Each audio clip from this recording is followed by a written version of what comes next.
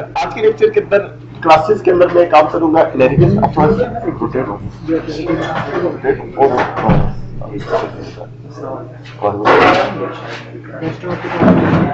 इधर आ जाओ।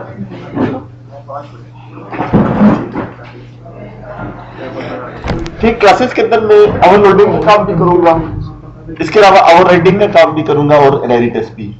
ये हमारा बेसिक लेक्चर्स में से लास्ट लेक्चर होगा। फिर हम प्रॉपर एएसपी की तरफ जाएंगे जिसमें हम एएसपी के प्रॉपर कंट्रोल्स पे और बाकी चीजों पे काम करेंगे। इसके अंदर मैं क्लास लेक्चर 2 ले रहा हूँ। एक न्यू वेबसाइट ले ली, वेबसाइट को नाम दे दिया वेब क्लासेस 2 नाम दे दिया। बाद में फिर थोड़े टाइम बाद DLL फाइल्स और वेब सर्विसेज को भी देखेंगे, ठीक है ना। इसके अंदर सॉल्यूशन एक्सप्लोरर पे राइट क्लिक किया, ऐड न्यू आइटम, और इसके अंदर यहां से क्लास 1 ऐड कर ली। ऐड डेटा के ऐप कोड के अंदर होनी चाहिए, इसको यस कर लें।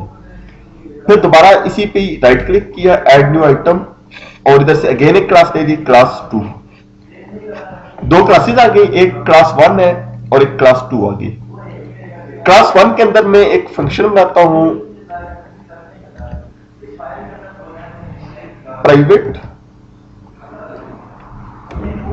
इंट सम, इंटीजर a और इंटीजर b, दो पैरामीटर्स ले लें, 3 ले लें, 4 ले लें, जितने भी रिक्वायर्ड हो।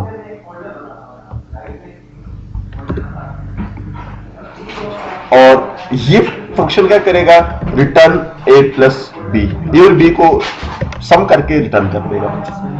जी जी, फंक्शन में कर सकते हैं आप, दोबारा करेंगे लेकिन ओवर राइट हो जाएंगे। फिर दोबारा आप डिफाइन नहीं कर सकते, ओवर राइट हो जाएंगे। दोबारा आप इंटर इंटीजर a का रखेंगे तो वो कहेगा कि ऑलरेडी स्कोप में डिफाइन है। इधर पड़ी थी, इधर साथ देख लो, साथ रूम में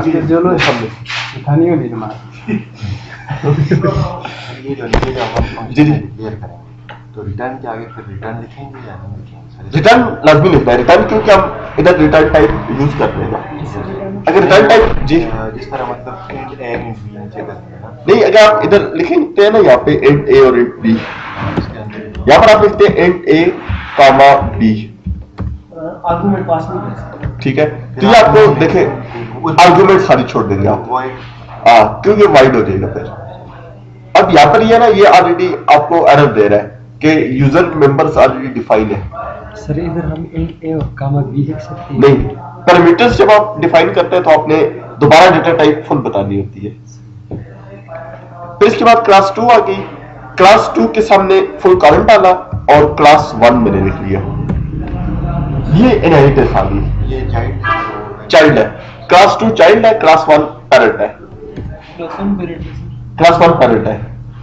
इसके जी क्लास 1 पैरेंट है ना, क्लास 1 पहले बनाई है, क्लास 1 बनाई है, पहले बनाई है। Class 2 inherited from class 1, class 2 inheritance class 2 में लिखी हुई है, ये क्लास 1 से इनहेरिटेड है। यहां पर मैं एक फंक्शन डिफाइन करता हूं, पब्लिक इंट और सम। इसके अंदर इंटीजर a, इंटीजर b और इंटीजर c। ओवरलोडिंग का क्या तस्वीर, पैरामीटर एक ही दूसरे से ज्यादा, हाँ पैरामीटर ज्यादा हो जाए। दो फंक्शन हैं, दोनों एक ही नाम के हैं, लेकिन इसके पैरामीटर्स में फर्क हो या रिटर्न टाइप में फर्क हो।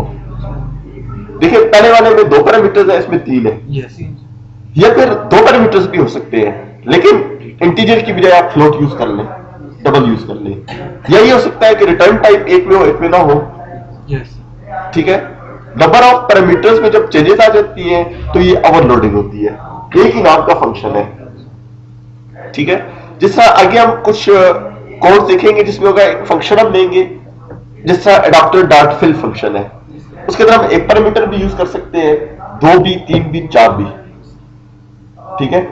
अब फंक्शन एक ही है, एडाप्टर डॉट फिल, सिर्फ हम DS लिखते हैं डेटा सेट, बाज़ औक़ात हम 00 भी लिखते हैं, बाज़ औक़ात टेबल का नेम भी लिखते हैं, तो अप टू 4 पैरामीटर्स हम दे सकते हैं। जैसा आप विंडो की अगर प्रोग्रामिंग करते हैं तो उसमें लिखते हैं मैसेज बॉक्स डॉट शो, उसमें आप सिर्फ मैसेज लिखते हैं, एक पैरामीटर आ गया। फिर आप दो पैरामीटर भी दे सकते हैं, मैसेज भी साथ टाइटल भी। तीसरा पैरामीटर देते हैं मैसेज बॉक्स का बटन भी। तो आप पैरामीटर्स डिफरेंट रख सकते हैं, नंबर ऑफ पैरामीटर्स ज्यादा। यहां पर क्या किया, एक इंटीजर डिफाइन किया r is equal to sum of a and b। चले यहाँ पे ये प्राइवेट प्रोटेक्टेड रखना है, प्रोटेक्टेड क्योंकि चाइल्ड क्लास में एक्सेस करना है ना उसको। प्राइवेट मेंबर्स जो होते हैं वो within the class access होते हैं, प्रोटेक्टेड मेंबर्स जो होते हैं वो क्लास में भी एक्सेस होते हैं और चाइल्ड क्लास में भी एक्सेस होते हैं। दूसरी क्लास से एक्सेस हो सकते हैं प्रोटेक्टेड, लेकिन इनहेरिटेड होता अगर इनहेरिटेंस नहीं है तो फिर आप एक्सेस नहीं कर सकते। और जो पब्लिक होते हैं वो कहीं से भी एक्सेस हो सकते हैं। यहां पर मेरे फंक्शन है, फंक्शन के अंदर जब फंक्शन को कॉल करते हैं तो ये ओवरराइडिंग होती है। ठीक है, देखिए आप ये सम का फंक्शन है, इसके अंदर एक और फंक्शन कॉल किया है सम का। ठीक है, जिस तरह आप सिस्टम रीस्टार्ट करते हैं तो रीस्टार्ट में क्या होता है, सबसे पहले लॉग ऑफ का फंक्शन कॉल होता है, लॉग ऑफ के बाद शट डाउन का कॉल होता है, शट डाउन के बाद फिर दोबारा पावर ऑन। तो एक फंक्शन में तीन फंक्शंस कॉल होंगे, तो ये ओवरराइडिंग होती है फंक्शन के अंदर फंक्शन कॉलिंग। यहां पे रिटर्न r प्लस सी, r और c को आपस में प्लस करेगा। अब असल पॉइंट समझें, क्लास 2 है, क्लास 2 को तीन वैल्यूज असाइन की जाएंगी इंटीजर्स। ये फंक्शन क्या करेगा, उसमें से दो वैल्यूज क्लास 1 को दे देगा, क्लास 1 उसको प्लस करके क्लास 2 को दे देगी, और फिर उसका जो रिजल्ट होगा उसमें c प्लस होके रिटर्न हो जाएगा। तो कंबाइन हो रही है दो क्लासेस, ठीक है, दोनों मिलकर काम कर रही है। इसमें नंबर ऑफ पैरामीटर्स का फर्क है, तो इस चीज को क्या कहते हैं, ओवरलोडिंग। और फंक्शन के अंदर फंक्शन कॉल हो रहा है तो ये ओवरराइडिंग है, सही है ना। अब इसके बाद फिर मैंने राइट क्लिक किया, ऐड न्यू आइटम, इधर से वेब फॉर्म ले लिया, वेब फॉर्म पे मैं इनको कॉल करूंगा, फंक्शंस को ऐड कर लिया इसको, और डिजाइन मोड पे आ गए। इसके अंदर एक लेबल ले लिया और साथ ही टेक्स्ट बॉक्स ले लिया।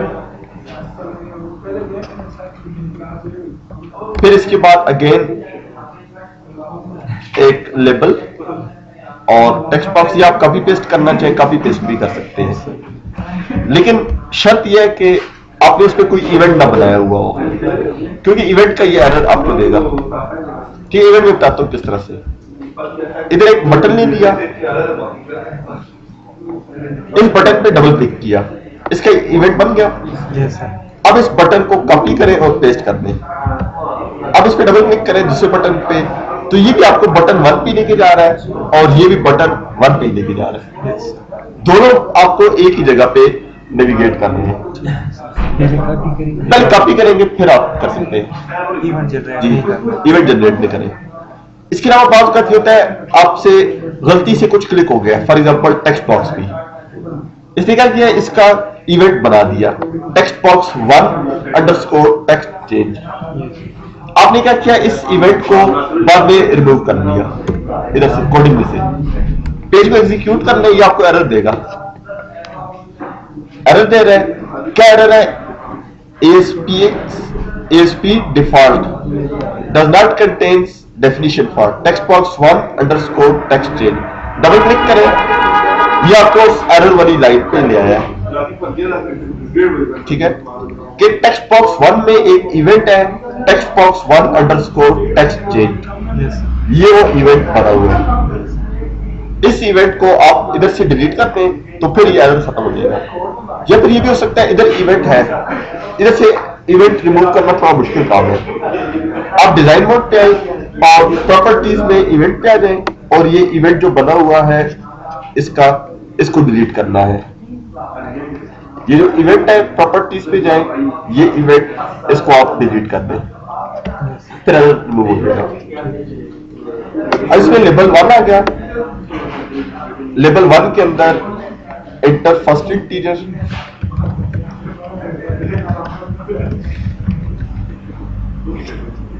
फिर आ गया इंटर सेकंड इंटीजर,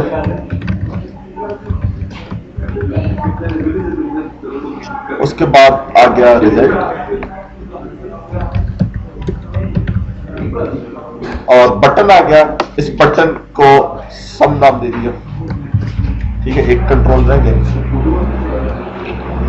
यहां पर एक लेबल और प्लस एक टेक्स्ट बॉक्स और भी चाहिए, वैल्यू 3 के लिए, नहीं 3 के लिए, 3 वैल्यूज है ना इसमें। यहां पर आ गया inter third integer, third integer के लिए याद देगा। हेलो, थर्ड इंटीजर आ गया। फिर इसके बाद टेक्स्ट बॉक्सेस आ गए। टेक्स्ट बॉक्सेस की आईडी आप चेंज कर लें, txt n1 इसको रख लिया, फिर n2 आ जाएगा, फिर txt n3 आ जाएगा, और txt रिजल्ट। सम पे डबल क्लिक कर लें, इसका इवेंट बन गया। यहां पर क्लास 2 ओबीजे, इसका ऑब्जेक्ट आ गया, is equal to new class 2, और फिर इंटीजर ले लिए x y z और result. x is equal to convert dot to int 32 txt n1 dot text. जी अरे ये ना 10 डिजिट से ज्यादा ना होगा, तो फिर उसके लिए 64 हाँ उसके लिए फिर लॉन्ग इंटीजर कर लें, या फिर ये ना कि आप टेक्स्ट बॉक्सेस की टेक्स्ट लेंथ फिक्स कर दिया करें, मैक्स लेंथ 5 या 10 से ज्यादा नहीं। से ज्यादा नहीं करें। पर 10 में भी होता है 1047 होता है ना, तो 9 कर लें ज्यादातर, उससे ज्यादा फिर नहीं आएगी। फिर y is equal to convert dot to int 32 txt n2 dot text. फिर z is equal to convert dot to int 32 txt n3 dot text. Text boxes आ गए, और फिर result is equal to obj dot sum. Sum में x y और z 3 parameters दे दिए, और साथ में txt result dot text is equal to string में कन्वर्जन का एक और मेथड भी है, वेरिएबल का नाम लिख के डॉट टू स्ट्रिंग लिख दिया करें। सही है ना? तो ये आपके पास रिजल्ट आ गया। तो आपने सही ऑब्जेक्ट का जी जी, ये ग्लोबल में भी रख सकते हैं आप, इधर आउटसाइड ब्लॉक रख लें। अगर माइनस है, मल्टीप्लाई है, डिफरेंट जगहों पे काम करनी हो तो फिर आप ग्लोबल रख सकते हैं, वैसे लोकल रखा करें अगर एक जगह काम करनी हो, ताकि ग्लोबल वेरिएबल्स जो होते हैं वो उनका लाइफ टाइम ज्यादा होता है, वो जब तक पेज चलता है वो डिफाइन रहते हैं। जो लोकल होते हैं वो डिस्ट्रक्टर की वजह से डिस्ट्रॉय हो जाते हैं। अब ये जो है फंक्शन आप सम करेंगे, सम के बाद ये डिस्ट्रॉय हो जाएगा। वेरिएबल लिख लिया,